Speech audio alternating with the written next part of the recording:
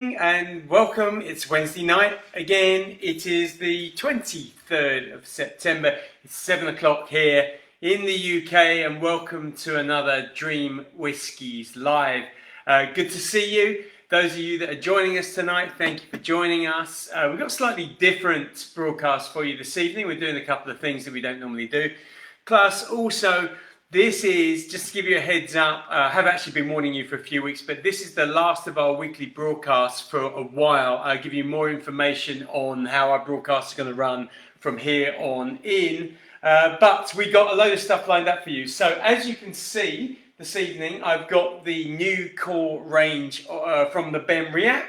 And, well, not the whole range, obviously, but the 10 and the 12. So we're going to be tasting those this evening. I'm going to be sharing my thoughts on all of those with you. I'll also be using them in the cocktails, and of course I have 3 cocktails for you up for grabs as ever. What else? We got our winners for our cocktail, not our cocktail, but our whiskey competition and our spot prize giveaway. Plus we have, what else do we have? Oh, of course, we've got our Whiskey Geek of the Week competition as well. And this week the questions will be set by Barry Bullock, or as we know him, Barry I'm Not Here Bullock. So thank you for that, Barry, who has joined us so far, who's with us. Cheryl obviously is with us. Steve, good to see you as ever. Kieran, hi. Jeff, hi, how you doing? Cat Jam is with us. And Michael as well. Michael, good to see you. Good to see you. So let's start by getting something in the glass. Let other people catch up with us and join. And while we're doing that, what I'm going to do is I'm going to put the first of my lineup in the glass, and that's the new Benriach, the original 10. So I don't think the whiskey is new. I think this is the Benriach 10-year-old, but definitely the branding is new, and I'm going to do a little bit of a tasting on this shortly. But before we start the tasting, we always got to start with a little bit of a toast. So I'm just going to put some in the glass to get that on the go. There we are. Just to say that I promised you all last week that I wouldn't open these until tonight, and even though I've taken the little bit off of the foil, I haven't opened them. So they have just been opened now, or through our broadcast. Who else is with us? Dave Chilton, good to see you, and Carl, great to see you as well. So cheers everyone. Remember, as usual, let me know what you've got in your glass. Let me know what's going on. And yeah, just keep talking to us through the broadcast. So like I say, I'll give you more information about this later on. But after tonight, the weekly broadcasts are not going to happen as weekly broadcasts. We're going to be doing them less frequently. I'll explain why, I'll explain what we're doing, but more about that later. Bruce, I am here and also not here, which is what you've been doing recently, I think. Working in one ear and on here with the other. That's proper multitasking. Barry, of course, here, but still missing as ever, which is great. And Barry has set our questions for tonight's Whiskey Geek, which is superb. And they're good questions, really like the questions. What else we got going on? Kieran? You got to, what is that? A Karen 8-year-old cask strength. That sounds pretty cool. Lefroy quarter cask tonight for Steve Simpson. Gorgeous, he's saying. Coffee for Barry at the moment. And served myself an Old Forester 86 with fresh raspberries from the bush in the yard and some peaches. Bruce, you never do things by half. Cheryl also here but not here. And can hear you twice. And Highland Park for Carl. Well, cheers, everyone. Cheers. Thank you for joining us. Let's have a little... Oh. That is a really nice drop, by the way. We'll be talking about that in a second. Before we get into everything that we've got on the go tonight, let's start by doing our usual thing. Let's give you our winners for last night's, or rather last week's, whiskey giveaway competition, and also last week's spot prize competition as well. Just want to say, I'm just going to put this out here because I'm really struggling to get in touch with our whiskey winner from last week and also our spot prize winner from last week. So since you remember, whiskey winner was Roz Bielek, and spot prize winner was Michael Leslie, I think. I've been dropping you emails, both of you, but don't seem to have had any responses. So I'm hoping that you watch this at some point. And if you have, so that's Roz Bielek, Michael Leslie, look at your email and then get back to me because you got some prizes on the way to you. Barry, apologise if I drop out having internet problems. Don't apologise, Barry, just make sure you keep coming back.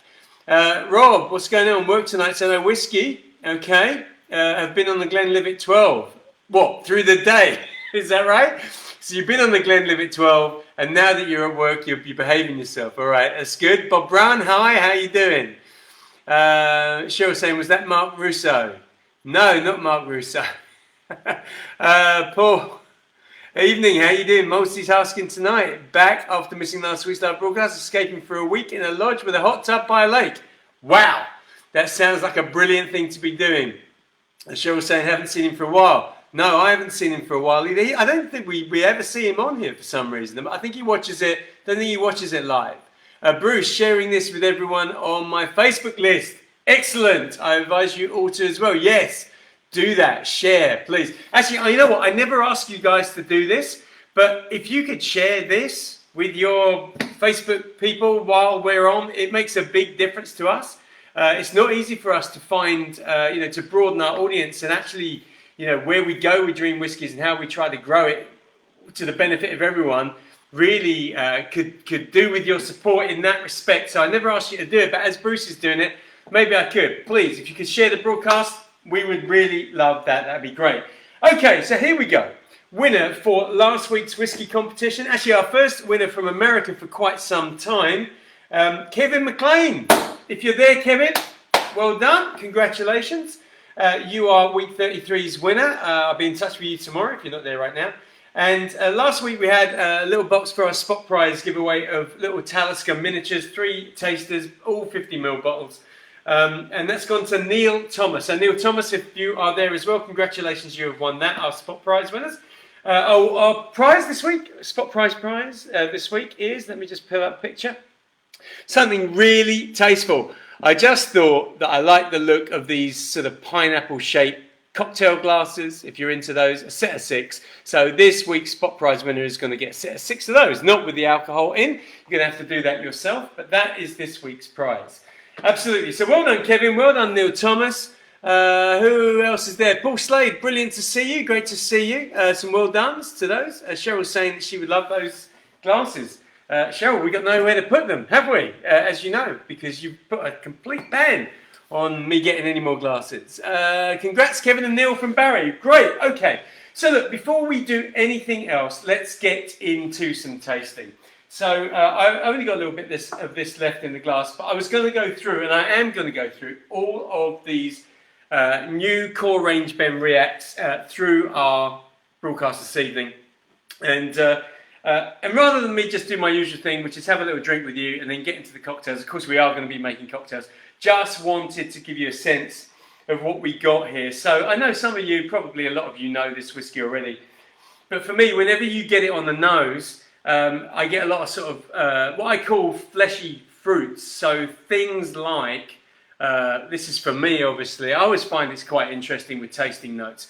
Whenever I compare my tasting notes to half a dozen other people, we could be talking about entirely different things.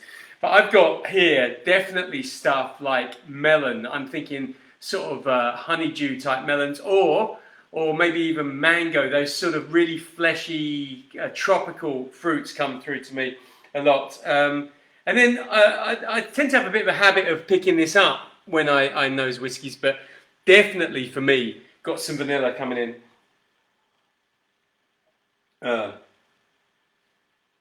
So it's really soft, I think, the 10, really soft on the palate. I think it tends to make me think of things like pastries. For example, I don't know, maybe, again, vanilla comes through for me, but I'm thinking of pastries. Also, if we're talking fruit, probably something like an apple croissant or something like that. But really soft, and again, I'm getting stuff like vanilla, a little bit of maltiness, but not over, really sort of rounded and wonderful. For a finish, I think really you get more malt for me on the finish. Quite, I don't know, not particularly long actually. I wouldn't call it a long finish. You get all the flavour up front, and then I'm left with a kind of spiciness, a little bit of heat. I often find things like, I don't know, capsicum or paprika, and I wouldn't say it was that, but there's definitely a spiciness at the end. But again, more vanilla coming through. That's our number 10, which has actually been their number 10 for a while. I think it's 43%, just let me check. Yeah, 43%. What I'm really interested to do is check it out against the 12, because the 12 is a new bottling for them. And I'm going to do that after our first cocktail. But our first cocktail comes after our first round of our Whiskey Geek of the Week. So let's put that to the side. Who else is talking to us, by the way? Paul saying big grats to the winners. Yeah, absolutely. Adrian Bain, Wednesday already, I'm late. Yeah, Wednesday it is. And Gary's also saying well done to Kevin and Neil. Actually, that's good. I'm going to use the 10 in our first cocktail. But as you know, Barry I'm Not Here Bullock was our Whiskey Geek of the Week from last week. He has set the questions from this week. So as ever, if you're going to play, and I would say play. You might as well get in and play tonight, because as I said, our weekly broadcasts are actually sort of reducing now. So and I will go into this in more detail, but I just want to keep telling you that we are not from tonight doing a weekly broadcast. We're actually stretching them out as we go forward from now.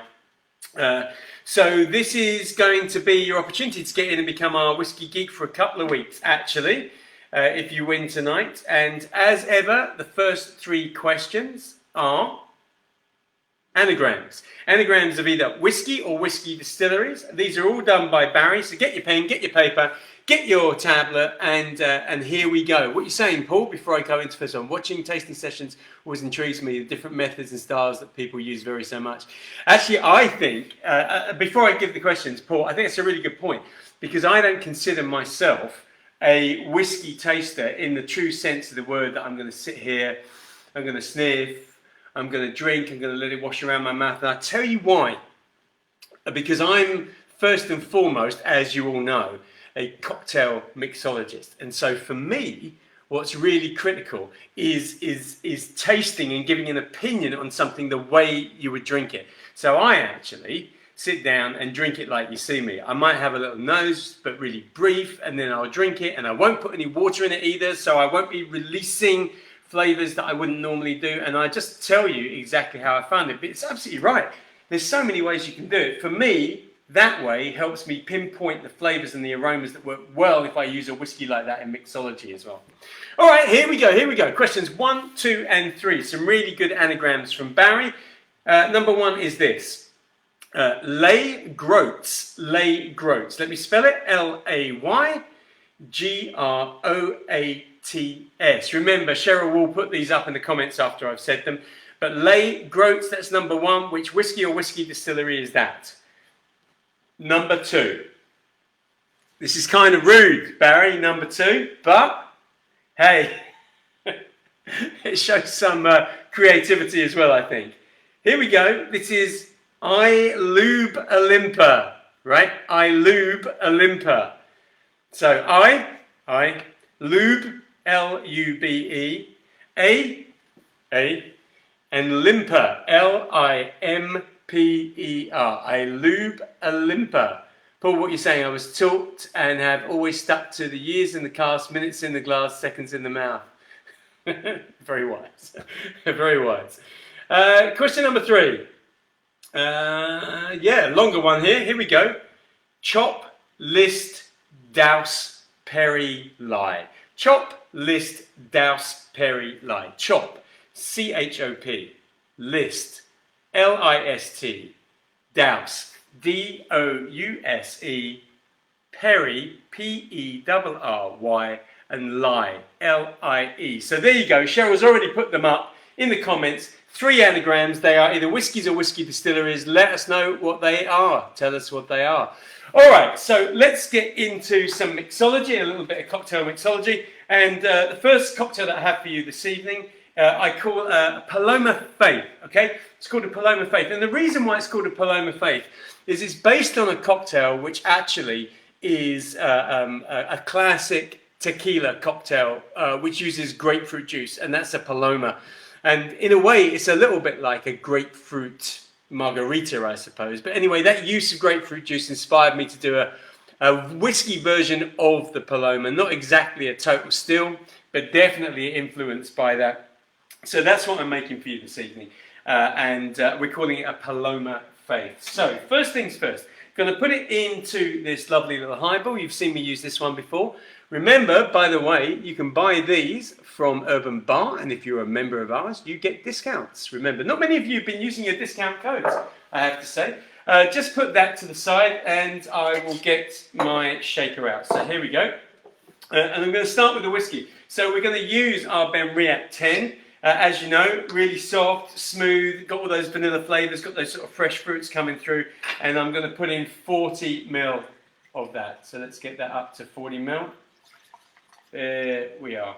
All right, very nice. Let's get the cork back into that bottle.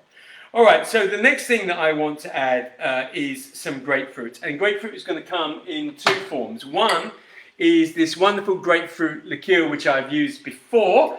We did it in a cocktail a couple of weeks back. And I can't stop using it because it's amazing. And I'm going to put 25 ml of that in. So let's get 25 ml. There we are. Very nice. Okay, that's good.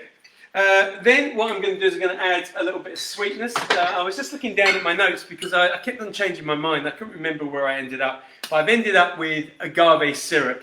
And agave syrup is an alternative sweetener to sugar syrup, for example, or honey or maple syrup or stuff like that. And obviously from the agave plant, definitely related to tequila in that sense. Somebody said to me that actually, if you can't have sugar in your diet, you can have this. But don't quote me on that. Definitely, if you shouldn't be having sugar, don't just go and start glugging the agave syrup. But I'm going to put in 10 ml of this. So I want quite a bit of sweetness. Pouring really slow. You can get a sense of how thick it is. All right, there's our agave syrup. Very nice. Just let that drizzle out there. Good.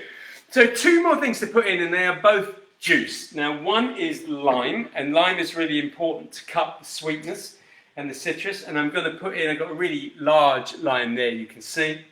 So I'm going to cut that in half, and we're just going to use half of that lime. So that's probably going to be, because of the size of it, around about 15 ml, maybe slightly less, but it's enough for us.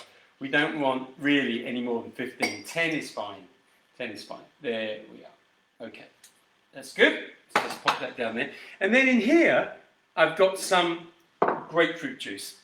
So just to prove it, here's the other half. You can see it's a pink grapefruit. My juice squeezer is just too small to use for this. So I'm going to squeeze this by hand. I've actually already squeezed quite a bit of juice from this. I'm just going to squeeze a little bit more into this jug because I want around about 75 to 80 ml of this freshly squeezed grapefruit juice. There we are. Okay, so I've already got quite a lot in there anyway. Now I'm going to measure this out. So let's get 50 in there. There we are.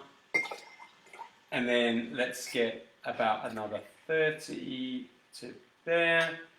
There we go. So we've got all these wonderful grapefruit flavours, not just from the grapefruit juice, but also that wonderful grapefruit liqueur. Now, of course, we're going to give it a shake. What I want to do is I want to put some new rocks into my highball.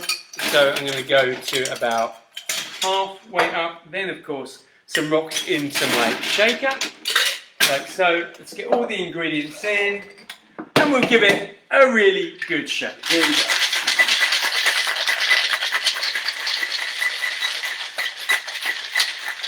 All right, that's nicely shaken, nicely mixed up. Let's get our strainer. It should be a really light sort of pink colour which reflects the grapefruit and the grapefruit juice that's in it. Really citrusy and refreshing. That's great. It's good. Let's just pop that there, that on the side. And then really to garnish, let me get my garnish here. I've taken a really large piece of grapefruit and I'm just going to pop that in. Well, I've overfilled the glass, right? So what I'm going to do actually is cut that down. My plan was, there we go. So my plan was to get that deep into the glass, but I'm just going to pop that over the side like so.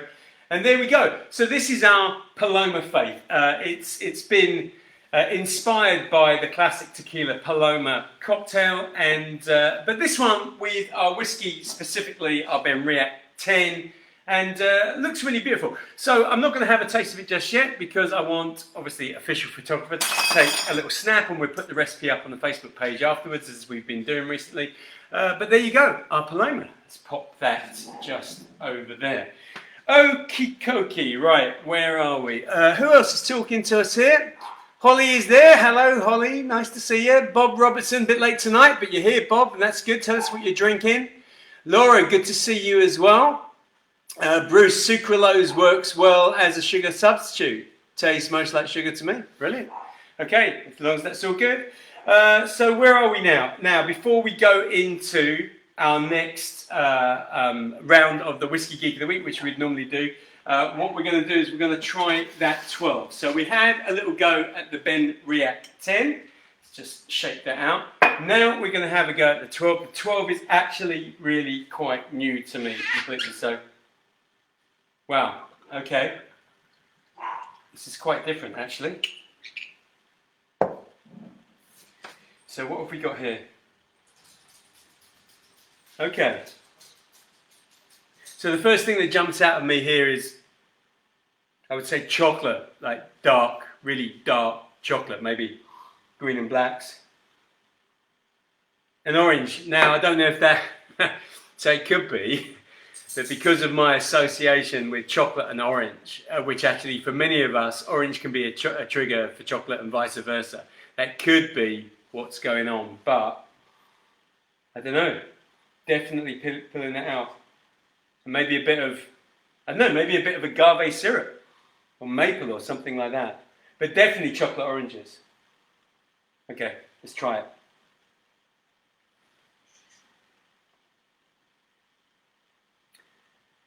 Well, I've got consistency actually. So definitely for me the chocolate and the orange come through on the palate as well. I reckon also, let me have another, might as well do this properly. This is quite different to the 10.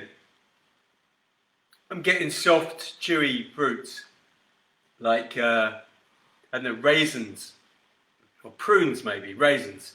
It's quite difficult to pick out. Yeah, and again, maltiness. So often when I think of maltiness, I think of those, when I was a kid, we used to have little rectangular biscuits. I don't know, you're at the age of the people watching, so some of you gonna know what I'm talking about, some of you perhaps not so well. We used to have these rectangular biscuits, or cookies as you say in the United States, called malted milk. And that malt flavour, I'm getting that malt flavour coming through as well. Yeah. So finish, vanilla. Vanilla.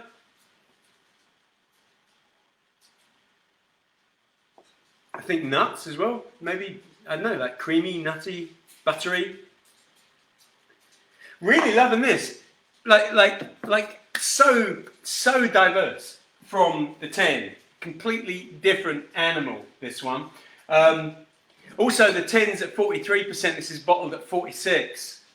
So I was going to use the 10 in our next cocktail, but I think I'm going to use the 12 in our next cocktail because I think that will go down really well.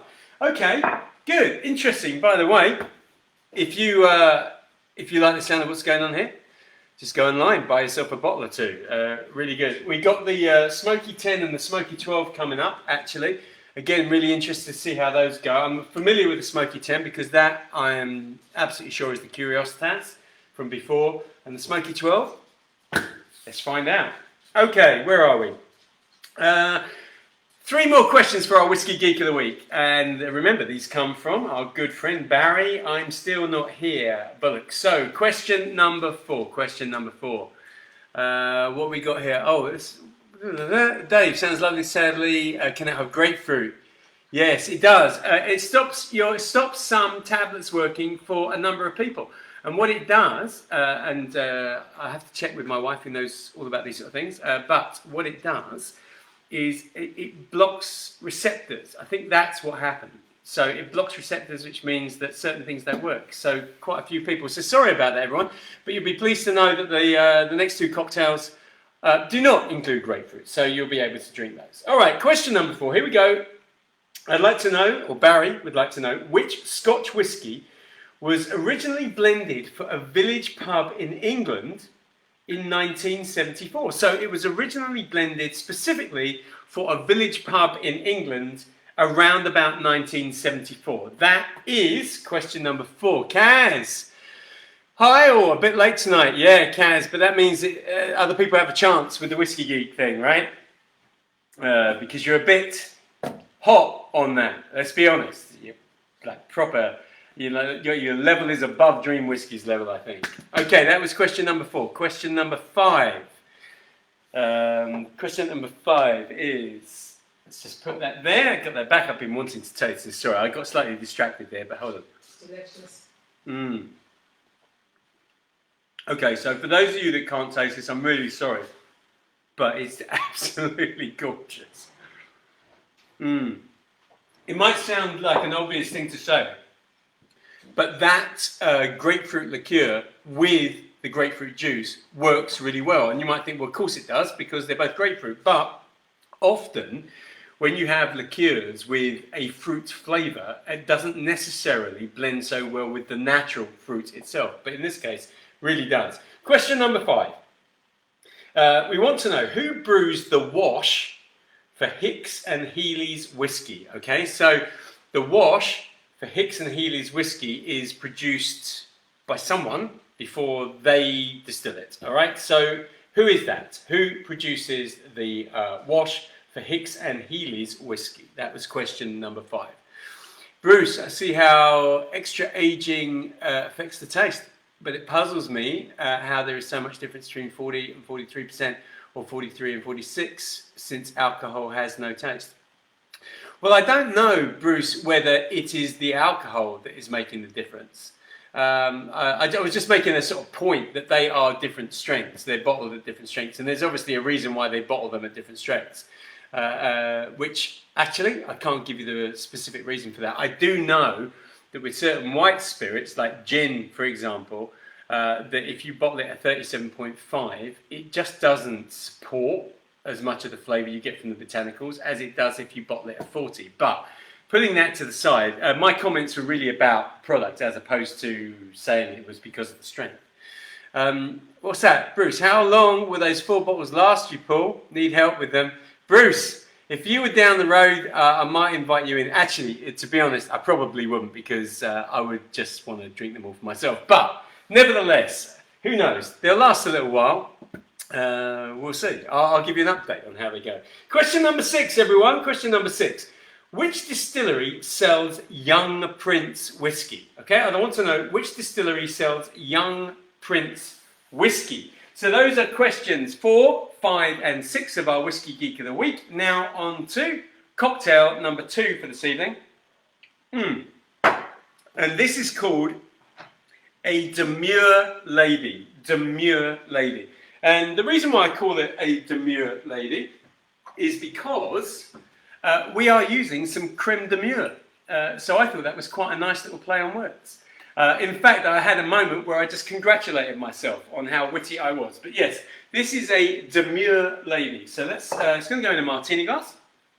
And it's quite an interesting combination of flavours. It might, at first sight, appear like these flavours shouldn't go together, but actually they go together really well indeed. All right, so as with our other cocktail, we're going to start with our whiskey. Now, like I say, I was going to use the 10, but I think the 12 is going to be great for that, especially because of those sort of flavours that I definitely got through with this. The chocolate orange, I think it's going to go absolutely perfectly. So I'm going to start with 35ml of our Benriach 12. There we are. Okay, where did I put that glass? Did I just lose a glass somewhere? Oh, there it is. It's over there. Okay, so we've got our Benriach 12. Now we're going to go for our creme de mure. So that's where I've got the name from. And for those of you that are not entirely sure what a creme de mure is, so there are loads of different berry-based liqueurs. Creme de mure is the one that uses blackberries. Okay, so really deep, rich, fruity liqueur here. This one, wonderful sweetness as well. And I'm going to put in just under what I put of the whiskey. So I'm going to give it a really good blackberry hit. I'm putting in 30ml of that. So there we are. All right, now I'm going to add some creme de cacao, and I'm using the white creme de cacao. So you know you can get it brown or white or clear, call it white. And this one is to add some chocolate to go with the blackberries.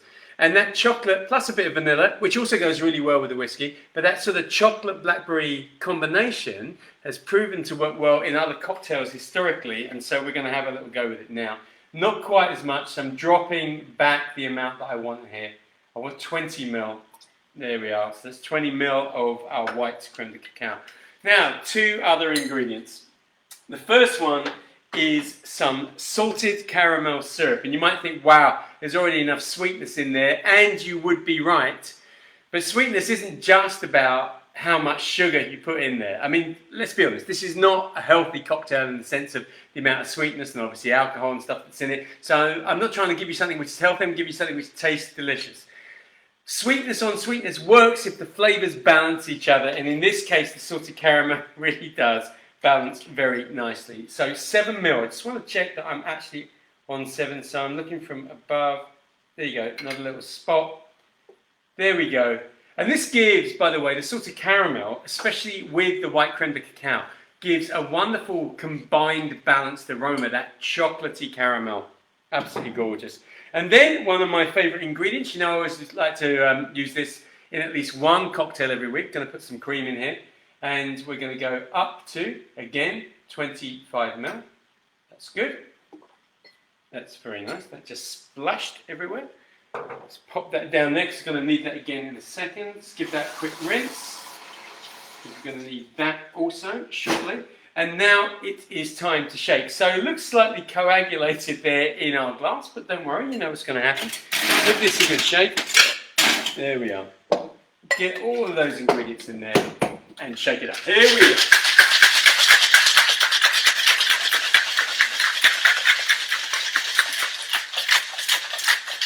All right. So open that up. Back to our strainer. And we're going to strain this straight up into a martini glass. And you can see the colours coming together. I rather like this colour. I think it definitely reflects what is in there. Okay, let's just pop that there. Let's give that a rinse as well. No garnish for this, but what I do want to do is just drop a little bit of cream on the top. So I'm taking actually this spoon which has a ball at the end. There you go. And I'm going to drop that in the cream. I'm going to use that to just drop some little dots of cream on the surface. And you're not going to be able to see this too well from where you are, but we will take some photographs and I will pop these up on our Facebook page a little bit later on with the recipes, and then you can see what I'm doing there. But there we are. That's good. Pleased with that. Great.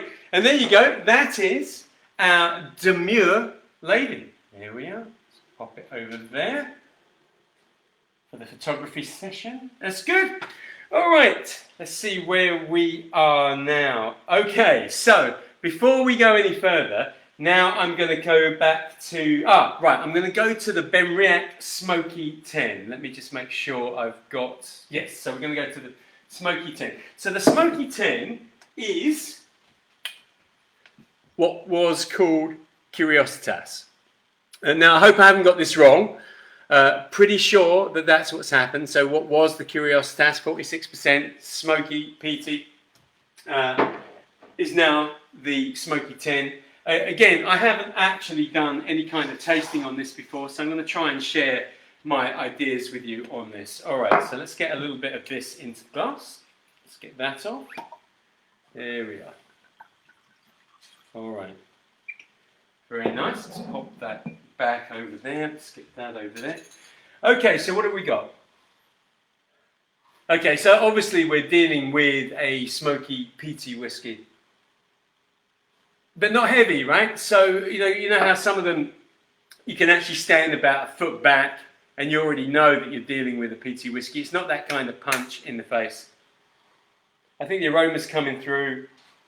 Toasted aromas. I think what we got, probably something like maybe coconut, I reckon. What else have I got? Tend to sort of get peanuts and stuff like that. Calamine lotion. What's that? Cheryl is behind on the drink pilfering. Yeah, she's losing her touch, Bruce. That's for sure.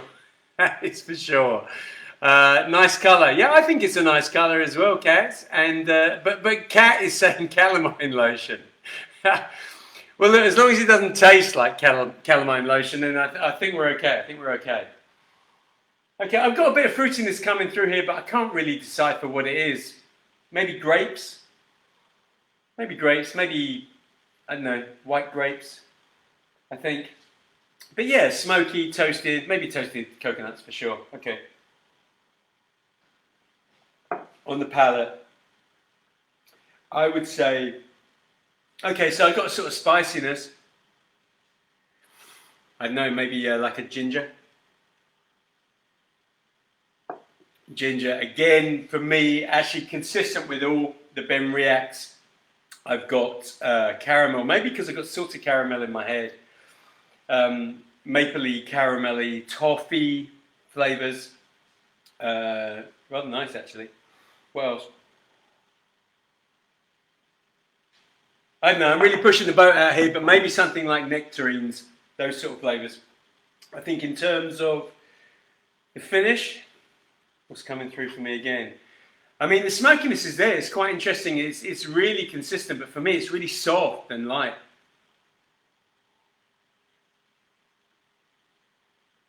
And it's a really soft finish. And it sort of tails off to the end. And I reckon vanilla is the thing that seems to be grabbing my attention quite a lot.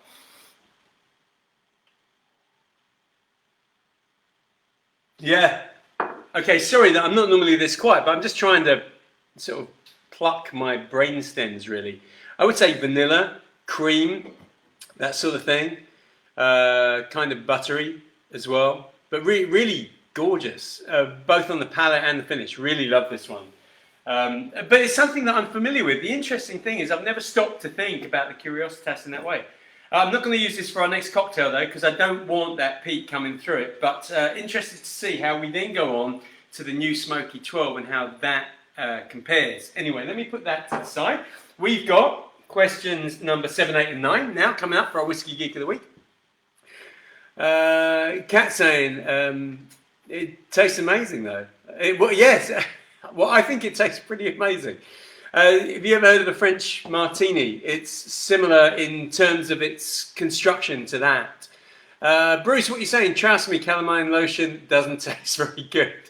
Right, I don't even want to know why you even know that. Why do you know that, Bruce? Don't tell me you've tried so many things you've experimented with your drinks, you've even experimented with that.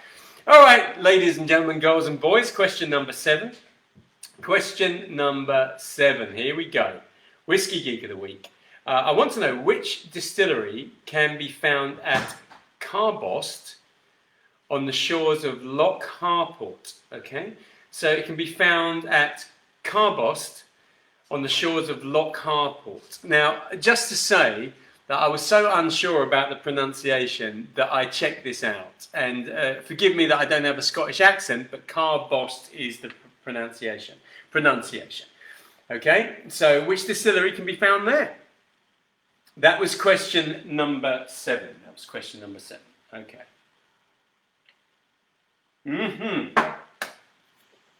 Loving that. Bruce got some on my lips once. All right. Fair enough. Question 8. Here we go. Question 8. The Excise Act of 1823 changed the laws on whiskey distilling and introduced a licensing system.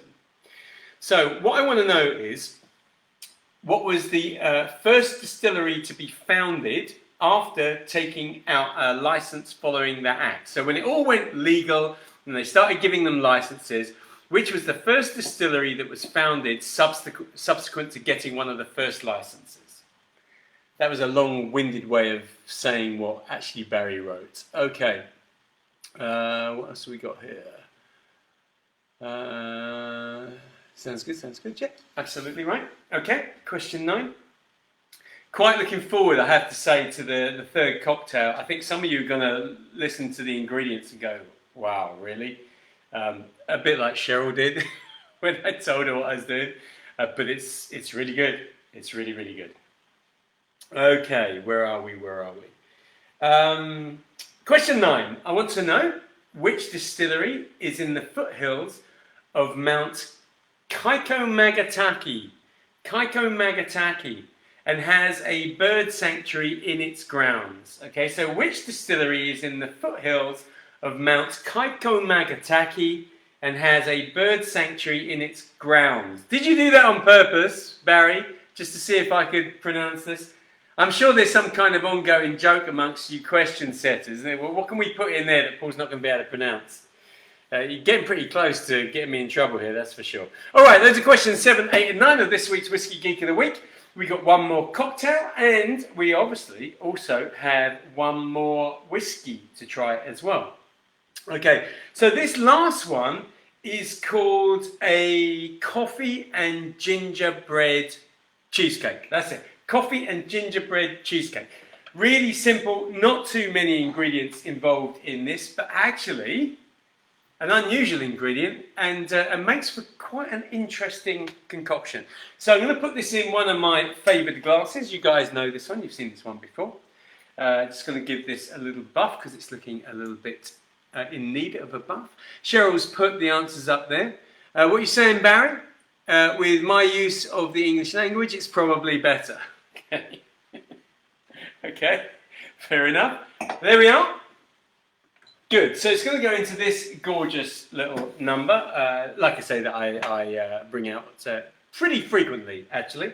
And we're going to make this in our 2-piece metal tattoo Boston style shaker, which again, it's not like I'm promoting Urban Bar, which clearly I am, but I don't really tell you about this. But if you want to get hold of any of this really cool stuff, then head over to Urban Bar's website. Remember, we have a code for members that gives you a really decent discount and stuff. So don't go buying yourself stuff off of Amazon when you can get really decent stuff for a really good price, actually. All right, here we are. So here are our ingredients. Start with, as ever, our whiskey. And I think I'm going to go back to our 10. And we want to get a really good measure of our whiskey in there. Let me just check that that was rinsed properly. Okay, so what I'm going to put in here is 50, so it's a double shot, it's a double UK shot. There we are. 50 ml of our 10, the original 10 Benriach. All right, next ingredient, very simple. We're going to add some coffee liqueur. You can see I've nearly gone through this bottle, so time for someone to send me another one. And this is our Giffard Cafe, creme de cafe? I guess we call it creme de cafe. Coffee liqueur. Obviously you can use things like Tia Maria and Kahlua, etc. But I've been using these Giffard liqueurs now for quite a few months and they are just delicious. I mean, they really bring something to the game. So that's why I'm using this. 25 ml we want to go with our 50 ml of our Benriach 10. There we are. That's good. Make sure we get all of that out. Then for our gingerbread, I'm going back to our friends at Giffard because they also make a range of delicious, oh, let's pop that on there, delicious syrups, as you know, and this is their gingerbread syrup. And if I just give that, wow, I mean, honestly, just gorgeous. It's one of those things that you almost don't want to taste it, you just want to smell it. Fantastic. But we are going to taste it because we're going to blend it in our cocktail and it's going to add to the overall experience. Obviously a lot of sweetness in here because this is a sugar-based syrup, but the gingerbread that comes through is amazing. So I want to get a lot of that gingerbread flavour through, so I'm going up to 15 ml. All right, there we are. It's strong, so it will come through. And of course it blends with those flavours that we've already got in there. Finally, and this is the thing that is going to turn our coffee and gingerbread mixture into a cheesecake, I have got some soft cheese, right? Now you can use mascarpone, which is often used obviously in cheesecakes. I'm using a lactose-free soft cheese because that's the sort of stuff that I eat. So that's what I'm going to use, and I'm going to take my bar spoon and I'm going to get, well, I'm not even sure how to measure that. I suppose that's going to be, what, a very, very heaped bar spoon. That must be equivalent to 25 ml if you were pouring it, I think. Let's put a tiny little bit more in there. Let's get our soft cheese to the side. Let me just pop that out of the way. And I just want to get the last bits off of there. Now, I don't know how many of you are watching this and thinking, just no, what are you doing? But trust me, we all know that this works. We all know the idea of soft cheese and sugary sweet flavours work because that's how we make cheesecakes. So why not in a drink? And I'm telling you that this works really nicely. So the key, of course, is to make sure that it gets a really good shake. So I'm just going to pop the ice in there. I'm going to bring all of those ingredients together and we are going to shake it. But shake it well, probably longer than I would ordinarily shake for. Here we are. Here we go.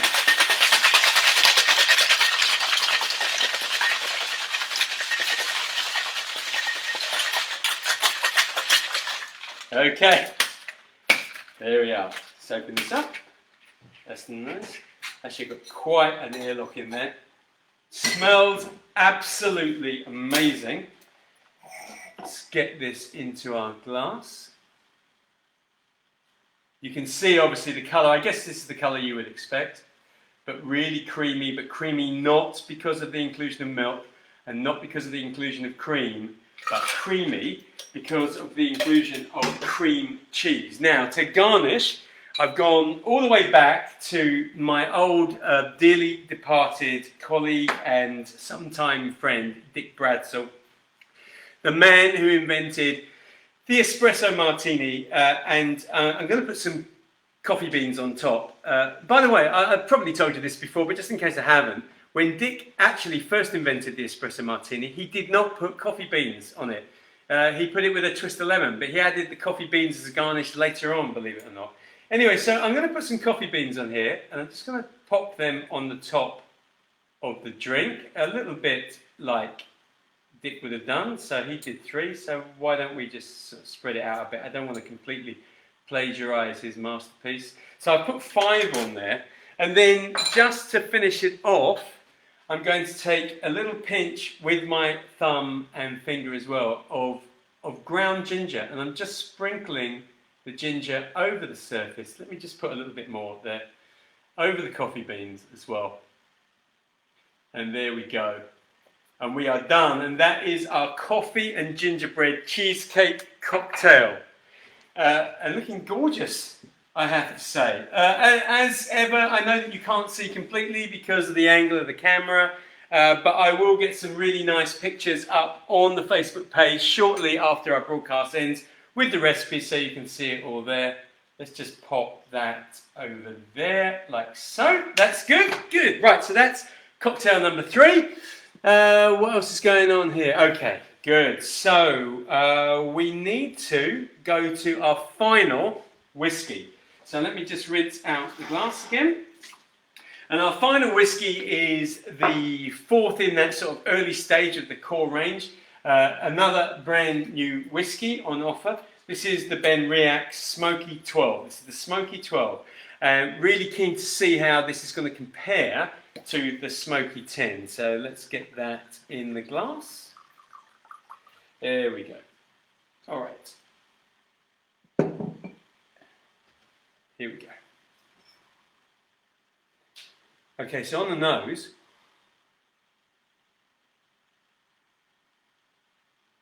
right, so I've got,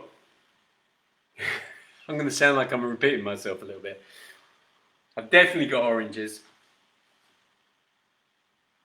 I'm not sure whether I've got chocolate or not. This happens to me every time. Every time I smell oranges, I smell chocolate. Every time I smell chocolate, I smell oranges. I already said that, but I'm not sure if I got chocolate or not. Maybe slightly nutty, I don't know, cashews or something like that. But nice, nice. The thing that's not coming through, which definitely came through on the Smoky 10, and I'm not getting anywhere near as much on the Smoky 12, is the smokiness, the peat. It just seems to be much, much softer. In fact, if I didn't know this was a smoky anything, I probably wouldn't spot it at this point, I think. Okay, let's try it.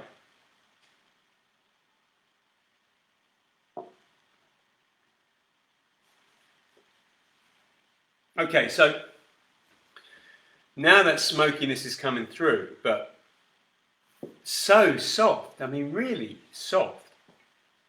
Wow. Let me try that again.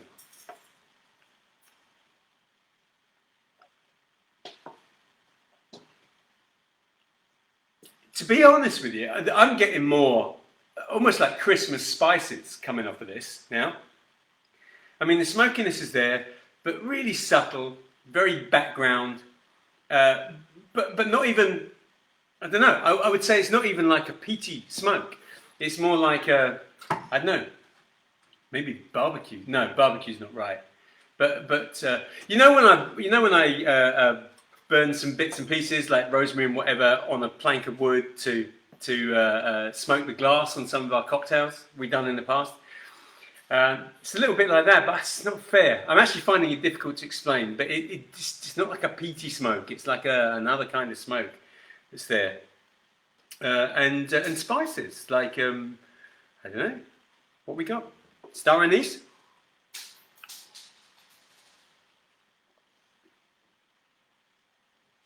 Maybe. Star anise, something like that. It's just amazingly soft, really loving it. Okay, so the finish. I've got some heat on the finish. Again, maybe capsicums or, I don't know, touch of chili, I would say. Can't think what else. Yeah, maybe chili.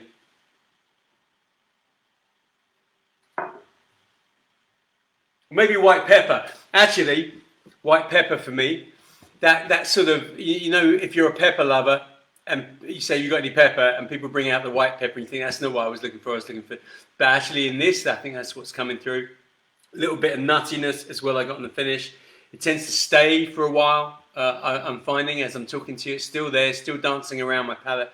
This is a really nice whiskey. I have to say that familiar with the 10s, obviously, even though the rebranding, I love the rebranding, but the 12s, big surprise, like big pleasant surprise. And they're not just, I don't know, they're not just the 10s sitting in a cask for another 2 years. They are two different propositions.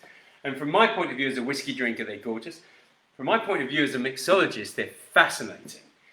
Even though I've really only used the 12 and the original 10, there are so many drinks that I could come up with for those other guys. All right, good, loving that. Let's get into the last 3 questions of our Whiskey Geek of the Week. And then before I give you the answers to Whiskey Geek of the Week, what I'm going to do is I'm going to explain to you what's going to happen with our broadcast, because as from tonight, we're not going to be doing weekly broadcasts going forward, certainly not for the foreseeable future, but we'll explain more about that in a short while. So anyway, here we go, questions 10, 11 and 12. So question 10, I would like to know who wrote and first recorded the song Whiskey and Women. Okay, so who wrote and first recorded the song Whiskey and Women? Yeah. Who was that? I didn't know this. Didn't know this.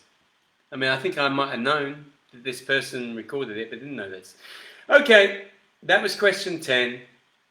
Question 11. It's about Four Roses bourbon. So it's been distilled since 1888. But what we want to know is where is the distillery? So I think we're talking about the town and the state. Or is it? It's either a town or a county. And the state. Michael, what you're saying, as I said earlier, different types of barrels make the difference. Yeah, 100%. But it's great when you taste them right up to one another, isn't it? And you realise face to face the difference that it makes. I always find, I mean, if I go back 20, 25 years, Michael, anyone actually talking right now, is that we spent so much time, as me as a sort of cocktail person and a mixologist, trying to say to the cognac producers and the whiskey producers, you know, we can use your products to make amazing cocktails. And 20, 25 years ago, they didn't want to know. They didn't want to be associated with the idea of mixology because it was sacrilege. I mean, you know, there's still a lot of people who think the idea of mixing whiskey with anything is sacrilege. But actually, it's a fabulous product to mix, especially when it brings so much to the table. Paul, what are you saying? Is the spelling of smoky deliberately designed to spark the E, no E? Well, you know what? I looked at that and I wondered the same thing, but I don't know the answer. And the guy that I would ask is currently on holiday. So I'm going to put that question to him, and when I've got the answer, I'll find out. I'll let you know. I'll let you know whether it was an actual decision to spark the debate and make people talk about it, or whether, I don't know, it just wasn't any thought. I'll let you know what the deal is. Bruce, what are you saying? Rum barrel, sherry barrels, etc. Enjoyed a nice beer done in bourbon barrels yesterday. Loving it. Loving it. I love the magic of putting something in a barrel. And the history of that barrel then has an effect on the future history of what goes into it. And that's also including, virgin oak barrels and that sort of stuff as well. Okay, question number 12. Last question for tonight's Whiskey Geek of the Week. And that is, which whiskey is reputed to be Prince Charles's favourite? Which whiskey is reputed to be Prince Charles's favourite? And it's not just the brand of whiskey, it's also the age. Okay, just giving you a little bit of a clue. Kat, I vote E. E, what does that mean? I'm sure everybody else knows what that means. Oh, I see, E. Right, sorry, I just got it. You vote E, of course, of course. All right, so look, we're going to have the answers to our Whiskey Geek of the Week in a second, find out who tonight's Whiskey Geek of the Week is. But look, just to say to you that from tonight, our broadcasts are going to be the first Wednesday of the month going forward, certainly for the foreseeable future. And there's a number of reasons for that. One is that obviously during lockdown we had a lot of people tuning in. We're actually not getting anywhere near as many people tuning in at the moment. Also, because of lockdown, it has had quite an effect on my time and what I'm doing and how much time I can get round to putting these broadcasts together. And I want to make sure that what I do is good and entertaining for everybody. And plus, I also need to be able to put the time into Dream Whiskies as well. And for those of you who don't realise it, but you probably do by now, that Dream Whiskies is just not the only thing that I do, because I have this whole sort of life in the world of cocktails and with drinks companies and all the rest of it. So it's about trying to make it work properly for everyone. So I've really enjoyed doing it every single week, but it's just getting really, really tough at the moment, especially with the effect that COVID has had on everything that we're doing. So from tonight, it's going to be the first Wednesday of every month going forward. Now, this doesn't, by the way, members, it doesn't affect competitions. Competitions still going to be every week, and we're going to have a weekly winner, so it doesn't affect any of that. And also, we're going to look at trying to streamline what I do. So we're still going to have a really decent length broadcast, but I'm going to try and do the things that you like the most and drop the things that are not so popular. We're still going to do the mixology because it seems that people are really enjoying that. Obviously, I really enjoy doing that with you. And we're just going to try and make this broadcast work more effectively for you, and hopefully, if you share it and tell more people about it, more and more people. If we can grow our audience over the coming months and years so that I can afford to spend more time doing what I do with you guys, then we will look at trying to bring it back more frequently. But certainly for the foreseeable future, it's going to have to be that way. But like I say, not going to affect members and the competitions or anything like that. And when we are on at the beginning of every month, the first Wednesday, going to make sure that we have a load of stuff and a load of stuff to catch up on and a load of bits and pieces to have some fun with. So maybe actually, absence might make the heart grow a little bit fonder for some of you. Anyway, I hope you all understand that. And that means that our next broadcast after tonight will be, it'll be in 2 weeks' time. So it won't be next week, but it'll be the week after. And thereafter, it's obviously going to be the first Wednesday of every month going forward. Okay, what are you saying to me, Bruce? I can buy old whiskey and wine barrels locally. Have to be 21 to get one, and they say you can get a pint or two out of it if you're lucky. Actually, that is true. I know some people who have managed to get a bottle or so of whiskey out of the barrels that they bought. I bought an old Jack Daniel's barrel, which is sitting out in my garden, which is over there somewhere behind the camera. But we've rattled it around. I don't think there's anything in that one. Most people use them for planters for the yard. Yes, they do indeed. All right, let's go back and find out who this week's Whiskey Geek of the Week is. And obviously, Being this week's Whiskey Geek of the Week, you're going to be Whiskey Geek for the next 2 weeks because that's when our next broadcast is. But let's find out what our answers were. Tonight's Whiskey Geek competition is out of just 12 points, just 12. So no multiple points from Barry. So straight down the line, let's see how we go. Question number 1 for those of you that have played along tonight. Anagram. The anagram was lay goats. The answer was royal stag. Royal stag. That was question number 1. Question number 2. My favourite, our second favourite maybe, because Cat Jan did an absolutely brilliant one a week or so back. But my favourite of the anagrams, or second, I lube Olympa. I lube Olympa. Wow. That is imperial blue. Imperial blue. And the third one was chop list douse Perry lie. Chop list douse Perry lie. That was an anagram of Copper House Distillery. So each one of those was worth 1 point. If you got all 3, you got 3 points so far. Question number 4. Which Scotch whisky was originally blended for a village pub in England around 1974? The answer was Sheep Dip. Wow. Honestly didn't know that. Sheep Dip. Very interesting.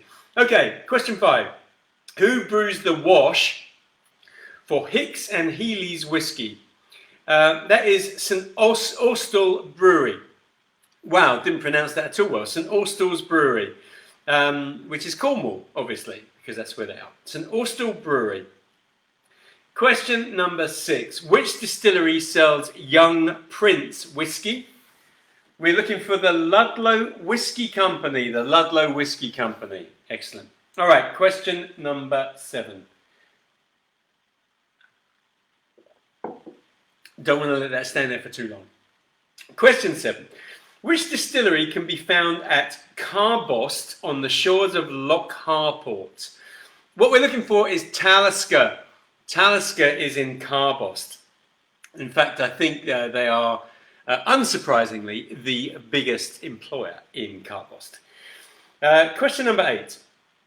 The Excise Act of 1823 changed the laws on whisky distilling and introduced a licensing system. Want to know which distillery was the first one founded after being granted a license? That was Glenlivet. Glenlivet. What are you saying, Bruce? Whiskey Geek of the Week will now be Whiskey Geek of the Month. Yeah, I think you're right. I think it will. But I am looking to change the format to make it a little more inclusive for people because we found fewer and fewer people have been playing it. But I know that a number of you really enjoy it. So we're going to try and sharpen up the format for you as well. Question number 9. Which distillery is in the foothills of Mount Kaikomagataki and has a bird sanctuary in its grounds? We're looking for Hakushu Distillery. Hakushu. Question 10. Question 10. Who wrote and first recorded the song Whiskey and Women? We're looking for John Lee Hooker. John Lee Hooker. Yes, that was question number 10. 1 point if you got that right. Question 11. So 4 Roses has been distilled since 1888, but where is the distillery? So I was looking really for the, I'm not sure, I think it's a county rather than a town, but I was looking for the county. So obviously it's Kentucky, but we're looking for Lawrenceburg. Lawrenceburg in Kentucky. And then finally, which whiskey is reputed to be Prince Charles's favourite whiskey? I gave you a clue by saying it's not just the name of the whiskey that we want, but also the age of it. We're looking for Lefroy 15, apparently. Lefroy 15. There you go. Okay, so there you go. That's the end of our Whiskey Geek of the week. As Bruce says, from now on in, it's going to be Whiskey Geek of the month. So Whiskey Geek of the week. Who is our final Whiskey Geek of the week? Total up your score. It is out of 12 points. Please put your score in the comments and we'll see who the winner is. So just to reiterate, we need to slightly streamline what we're doing here at Dream Whiskies. And that includes looking at new things that we can do with you guys. Plus also we're going to be looking at how we can just grow and get out to more people, which we really need to do. We've been doing this for quite a few years, but between you and me, it's a bit like a private club. It's me and a few of you guys, and that's it at the moment. So we really need to make it work a bit better. I mentioned last week, and I threw it out to a few of you and you responded, but I mentioned last week the idea of doing some live whiskey tastings where we will set up a whiskey tasting, not like me just drinking it here and telling you what I think, but actually broadcasting properly where you have the whiskies. So I sent out an email to you all a couple of days ago, yesterday, and I said to you, look, if you're interested and really want to know, and don't say you're interested if you're not, because we want to know who's really interested. There will be a cost to it, because if we're going to send you whiskey, there's going to be a cost. I don't know what the cost is, but I think it's probably going to be around 30 quid or something like that. So I said, come back to me if you are genuinely interested. So at the moment, about 55 of you have come back and said, yes, you are interested. That doesn't mean we're going to do it. It means that actually I've got an idea of who might be in and who might not be in. So I'm going to look into it further. I'm going to see how affordable it is, whether it's logistically possible, because also I would like to extend it out beyond the UK. So obviously for us doing it in the UK, that's one thing from a logistical point of view. But if you're outside of the UK, especially if you're in the United States, where it is literally impossible to send alcohol, apart from the very, very expensive routes that I send alcohol out to you guys for, which won't work for a whiskey tasting, then we need to find out how we can do that and make it work for you and for us. But just to say, I am looking into that properly, and if there's a way that we can do it, it looks like there's enough for us to make that an interesting thing for us to do, maybe on a regular basis as well. So I will keep you up to date with all of that. Let's check out your scores. Okay, so what have we got? Gary got 6. I'll have 6. Bruce, post them over. Oh, you're replying to... Sorry, Gary's replying to Bruce. Paul Slade, only 2, but glad to say I got the Talisker one right. Well done. Barry got 10. Loving that, Barry. For those of you that don't realise, just in case I haven't mentioned it enough, Barry actually set the questions this week, so Barry got 10. Bob, 5 this week. I think at the moment, Bob, you're ahead, right? Kat got 3. People kept coming in and interrupting. What? People are interrupting you in the middle of a Dream Whistles broadcast? You need to tell them to back off. And wow, it's your whiskey time, right? Bruce, $100 US each, Gary. Okay, Gary, you in the... yeah, that's right. You are. Gary, you're UK, aren't you? Ireland, I think. That's right. Barry, I bet you got sheep dip talking to Kat. Okay. Right, Bruce. We can say Bruce is still talking. Source airline bottles of whiskey locally. Total Wines in the US has quite a few. Yeah, actually there are a few companies that I've got a conversation or two going with that hopefully are going to be able to facilitate that. So, but I'll check them out as well. Total Wines. Okay, I will check them out. At the moment, it looks like Bob. Bearing in mind that Barry clearly is not in this week's competition. Looks like Bob with 5. Is currently... Anyone beat Bob with 5? Gary, I don't think you're saying you got 6. I think you're trying to buy 6 casks from Bruce. Am I right? Yeah, I think so.